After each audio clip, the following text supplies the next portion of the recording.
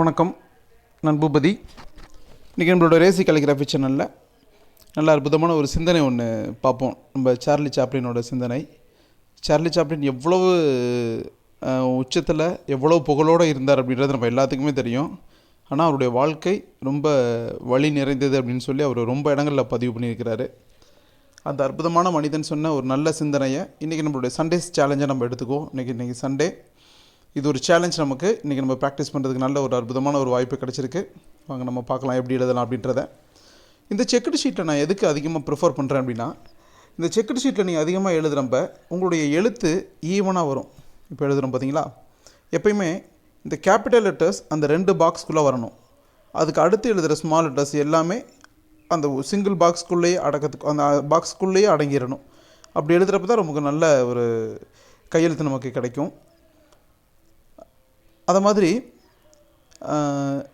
இந்த செக்குடு ஷீட்டில் அதிகமாக பிகினர்ஸ் நல்லா பயன்படுத்த அவங்களோட எழுத்துக்கள் ஒரே ஈவனாக வரும். அதுக்காக தான் நான் இந்த மாதிரி செக்குடு ஷீட்டு ரொம்ப அதிகமாகவே நான் பயன்படுத்துகிறேன். நான் பாருங்கள், இன்றைக்கி நான் எப்படி எழுதுறேன்றதை பாருங்கள். அந்த பேனாவை நான் பிடிச்சிருக்கிறத பாருங்களேன், அது கொஞ்சம் சாய்வாக தான் பிடிச்சிருப்பேன். நான் சாய்வாக பிடிச்சி எழுதுனா தான் அது கரெக்டாக எழுத முடியும். நம்ம நேராக பிடிச்சி எழுதணும்னா நம்மளால் எழுதவே முடியாது. கொஞ்சம் சாய்வாக பிடிச்சிருக்கணும், அப்போ தான் நம்மளால் எழுத முடியும். கொஞ்சம் நான் ரொம்பவே ஸ்லோவாக எழுதுறதுக்கு காரணம், இந்த சேனலை பார்த்து கற்றுக்கிறவங்க ரொம்ப ஈஸியாக கற்றுக்கணும். அதுக்காக தான். இது ரொம்ப வேகமாகவே நான் என்னால் எழுத முடியும். ஆனால் வேகமாக எழுதுனா நான் எப்படி ஃபாலோ பண்ணுறேன் அப்படின்றத உங்களால் ஈஸியாக கண்டுபிடிக்க முடியாது. அதனால தான் நான் ரொம்ப ஸ்லோவாக எழுதுகிறேன். பார்த்துக்கிட்டே இருங்க எப்படி எழுதுன்றதை. நீங்கள் இந்த வீடியோவை என்ன முக்கியமான கவனமாக வச்சுக்கிறது என்னென்னா, ரொம்ப கவனமாக நீங்கள் உன்னிப்பாக பார்க்கணும். இப்போ பாருங்கள், நான் அடுத்த லைன் எழுதுகிறப்ப அந்த 2 பாக்ஸ் கேப் விட்டு எழுதுவேன் நான். அப்போ தான் ஒரே ஈவனாக பார்க்கறதுக்கு ரொம்ப அழகாக இருக்கும். இதெல்லாம் கேலிகிராஃபி எழுதுறதுல சின்ன சின்ன ட்ரிக்ஸ். இதெல்லாம் நீங்கள் கொஞ்சம் கவனமாக பார்க்கணும்.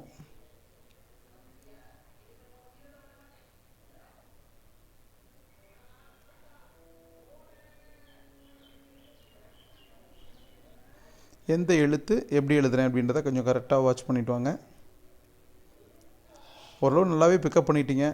ரொம்ப சந்தோஷமான விஷயங்கள் என்னென்னா, ரொம்ப பேர் யூடியூப் சேனலில் பார்த்தே ரொம்ப அதிகமாக நல்லா கற்றுருக்குறாங்க. அவங்க எனக்கு தனிப்பட்ட முறையில் வாட்ஸ்அப் பண்ணுறாங்க, சார் இந்த மாதிரி நான் கற்றுக்கிட்டேன், ரொம்ப சந்தோஷமாக இருக்குது அப்படின்னு சொல்லி அவங்க சொல்கிறப்ப எனக்கு ரொம்ப மகிழ்ச்சியாக இருக்குது. சரி, நம்மளுடைய சேனலோட நோக்கமே அதுதான். கேலிகிராஃபி கற்றுக்கணுன்னு ஆர்வத்தோடு இருக்கிற ஒரு குழந்தைக்கு இந்த சேனல் சென்றடைஞ்சின்னா அதுதான் இந்த சேனலுடைய ஆக சிறந்த வெற்றின்னு நான் அடிக்கடி சொல்கிறேன் பார்த்தீங்களா. அதுக்கு முழுக்க காரணம் இதுதான். அந்த வெற்றி கொஞ்சம் கொஞ்சமாக அவங்க மூலமாக சாத்தியப்பட்டு வந்துட்டுருக்கு.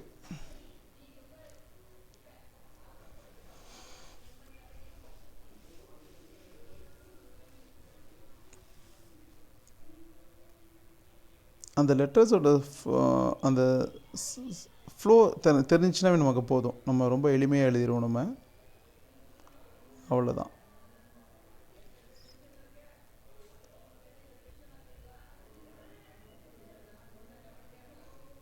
நமக்கு முதல்ல பவர் வேணும்னா நம்ம எப்படி இருக்கணும்? ரொம்ப அமைதியாக இருக்கணும், ரொம்ப அடக்கமாக இருக்கணும். அப்படி இருந்த மனிதர்கள் தான் வாழ்க்கையில் மிகப்பெரிய வெற்றி அடைஞ்சிருக்கிறாங்க. அதுக்கு சார்லி சாப்ளின் ரொம்ப அற்புதமான ஒரு உதாரணம். You need power only when you want to do something harmful. இப்போ பாருங்கள், கேபிட்டல் லெட்டர் போடும்போது பார்த்தீங்களா, ரெண்டு பாக்ஸுக்கு நான் போடுறேன் பாருங்கள். அப்போ எழுதுகிறப்ப இன்னும் ரொம்ப நல்லா பர்ஃபெக்டாக இருக்கும். எப்போயுமே இந்த செக் ஷீட்டில் எழுதுகிறப்ப நீங்கள் ஞாபகம் வச்சுக்க வேண்டியது, கேபிட்டல் லெட்டர்னால் 2 பாக்ஸு, ஸ்மால் லெட்டர்னால் 1 பாக்ஸ். அதுதான் இதுதான் இதனுடைய ரூல்ஸ் தான். அதர்வைஸ்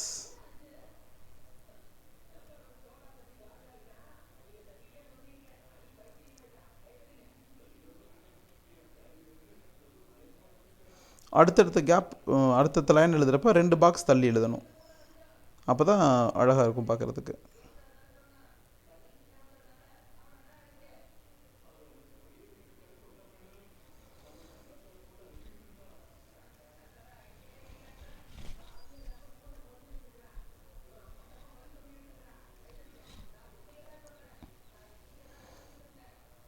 கவனமாக பார்த்துக்கிட்டே வாங்க நான் எப்படி எழுதுறேன்றதை.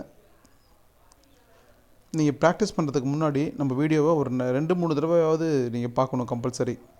பார்த்தா தான் நான் என்ன எழுத வரேன் அப்படின்ற ஒரு இது உங்களுக்கு புரியும் முதல்ல. அதுக்கப்புறம் நீங்கள் எப்பயும் போல வழக்கமாக எழுதிடலாம்.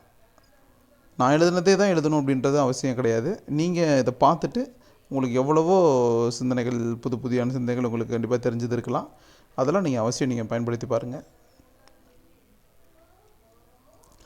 Love is enough is get.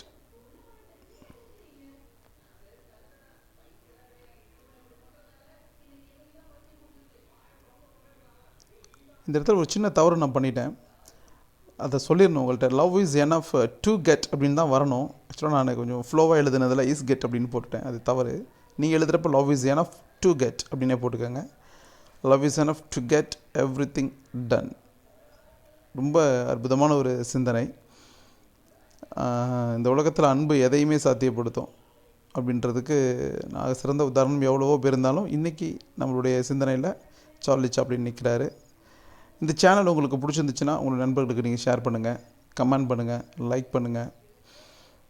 Calligraphy கற்றுக்கணுன்னு ஆர்வத்தோடு இருக்கிற ஒரு குழந்தைக்கு இந்த சேனல் சென்றடைஞ்சிச்சுன்னா அதுதான் இந்த சேனலுடைய ஆக சிறந்த வெற்றி. அந்த வெற்றி உங்கள் மூலமாக கண்டிப்பாக சாத்தியப்படணும். உங்கள் மூலமாக கண்டிப்பாக சாத்தியப்பட்டுக்கிட்டே வந்துட்டு இருக்குது. அந்த வெற்றி இன்னும் அதிகமாக சாத்தியப்படணும். அதுக்கு உங்களுடைய முழு ஒத்துழைப்பு நம்மளுடைய சேனலுக்கு வேணும். அதை நீங்கள் கண்டிப்பாக கொடுப்பீங்க அப்படின்னு நான் நம்புகிறேன். இன்றைக்கி சண்டேஸ் சேலஞ்சாக நான் இதை உங்களுக்கு கொடுத்துருக்கேன். இதை நீங்கள் ப்ராக்டிஸ் பண்ணுங்கள். ப்ராக்டிஸ் பண்ணிவிட்டு எனக்கு பதிவிடுங்க. நான் கரெக்ஷன் பார்க்குறேன். கமெண்ட் பண்ணுங்கள். ரொம்ப மகிழ்ச்சி. Thank you very much.